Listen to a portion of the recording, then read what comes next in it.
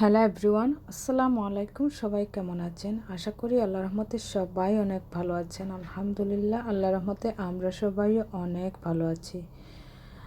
আজকে আর একটা নতুন এপিসোডে সবাইকে আমার চ্যানেলে আবারও ওয়েলকাম করছি। আশা করছি আজকের এপিসোডটা আপনাদের ভালো লাগবে। আর ভালো লাগলে অবশ্যই চ্যানেলটাকে সাবস্ক্রাইব করে দেবেন আর শুরুতেই একটা করে লাইক দিয়ে দেবেন। সবাইকে অনুরোধ করে বলছি, প্লিজ আমার ভিডিওটা ফুল ওয়াচ করবেন। আপনারা ফুল ওয়াচ করলে অনেকটা আপনারাও পুরো ভিডিওটা আপনার জন্য দেখা হয়ে গেল আর আমার জন্য অনেকটা ভালো হলো। মনটা তেমন একটা ভালো না, কিন্তু ঘরে বসে থাকলে তো চলবে না, ঘর থেকে বাইরে বের হতে হবে।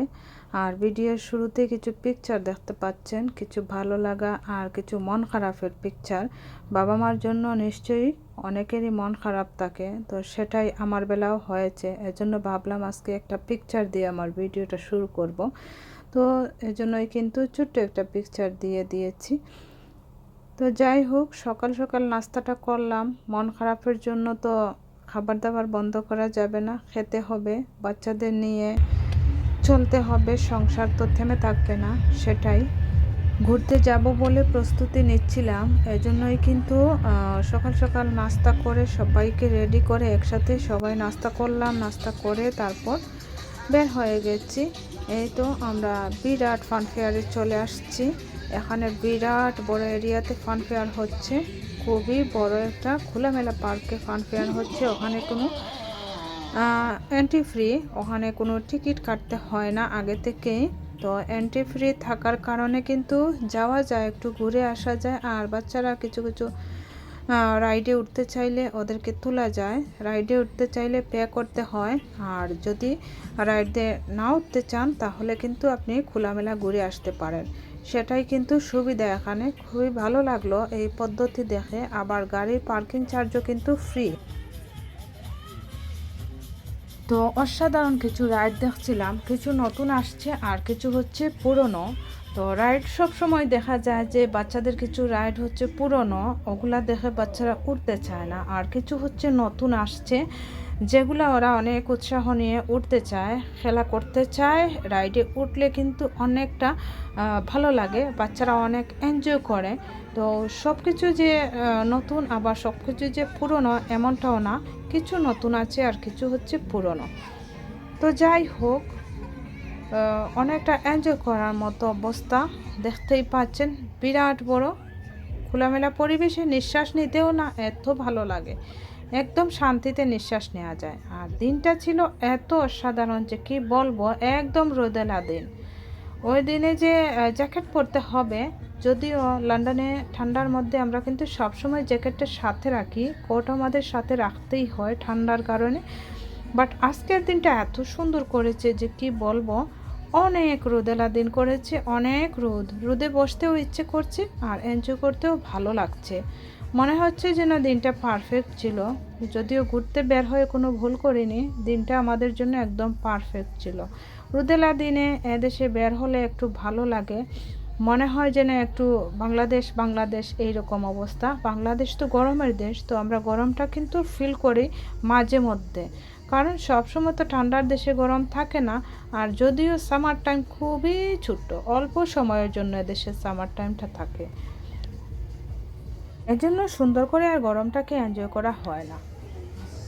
তাই ভাবলাম আজকে আর জ্যাকেট হোক আর কোট হোক কিছুই পরবো না, সাথে নিয়ে নেই। তো কোট আমাদের সাথেই নিয়ে আসছি আর বাচ্চাদের কোটও সাথে আনছি, কারণ ঠান্ডা বলা যায় না।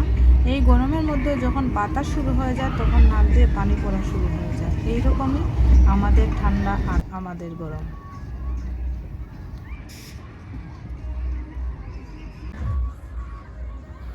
এনজয় করার জন্য পৃথিবীতে অনেক জিনিস আছে যেগুলা খুবই জীবনের জন্য রিস্ক, যেগুলা জীবনের জন্য নিজের লাইফের জন্য ভালো না।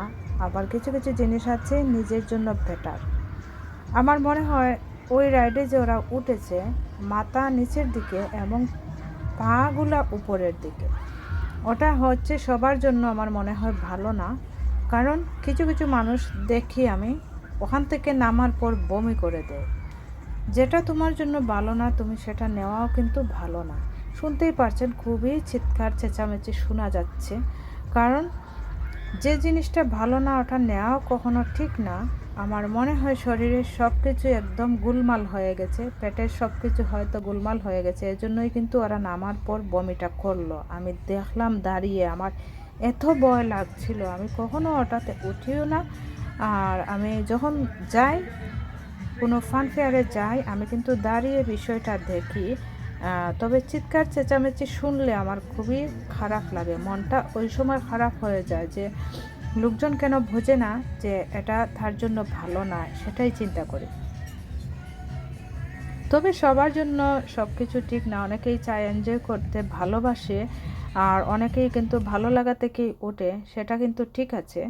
বাট শরীরের জন্য যেটা ভালো না সেটা নিজেকেও চিন্তা করতে হয়। তো যাই হোক, এদিকটাতে আসলাম, দেখি ওখানে কি দেখা যায়। ওখানে শপ আছে, তো নানান ধরনের বার্গার, ফ্রাই চিকেন, তারপরে মিষ্টি জাতীয়, চমচম, আইসক্রিম, অনেক জিনিস আছে।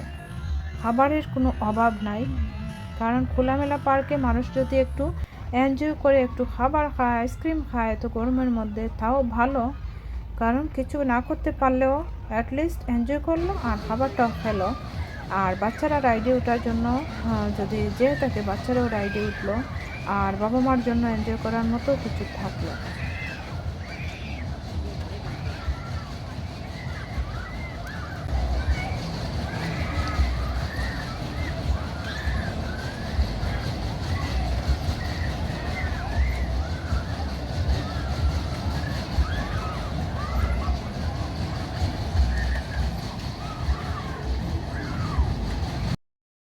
4 পাউন্ড করে অনেক রাইডের দাম পড়েছে। তো কিছুক্ষণের জন্য ওঠার পর কিছুক্ষণ পরেই কিন্তু শেষ হয়ে যায় চোখের পলকে।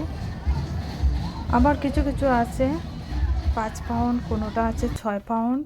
তো ওঠার পর বাচ্চারা কিছুক্ষণ এনজয় করার সুযোগটা আসলেই কিন্তু টাইমটা শেষ হয়ে আসে। এইরকমই রাইড মানে অল্প কিছুক্ষণ এনজয় করা, উপরে উঠা আর নামা, সেটাই। 4 পাউন্ড 5 পাউন্ডের কিন্তু কুইকলি শেষই হয়ে যায়, তো সেটাই। আর এটা হচ্ছে ওদের ক্যারাভেনগুলো এখানে রাখা হয়েছে, অনেক বড় বড়, যেগুলাতে ওনারা থাকেন। তো তারা হচ্ছে রাতের বেলা এখানটাতে থাকেন, আর দিনের বেলাতে ফান ফেয়ার চালু করেন। তো আমরা যখন যাই তখন কিন্তু দেখেছি একদম কোনো মানুষই নাই, শুরুই হয় নাই, কারণ 2টার পর থেকেই শুরু হয়। তো একদম 2টা হয়ে গেছে, আমরা গিয়ে পাই যেন শুরুই হয়নি এখনও। তো আস্তে আস্তে স্টার্ট হচ্ছে। তো ওখানে হচ্ছে ছোট্ট একটা প্লেগ্রাউন্ড ছিল সাথে, তো আমরা সেখানে গিয়েছিলাম।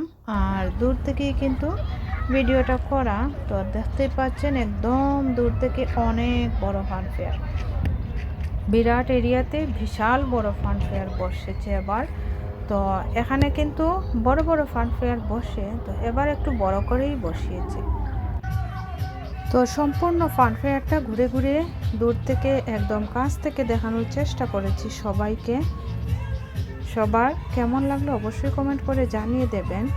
আর আজকের ভিডিওটা এই পর্যন্তই, নিয়ে আসবো নতুন কোনো এপিসোড। এই পর্যন্ত সবাই ভালো থাকুন, সুস্থ থাকুন, আল্লাহ হাফেজ।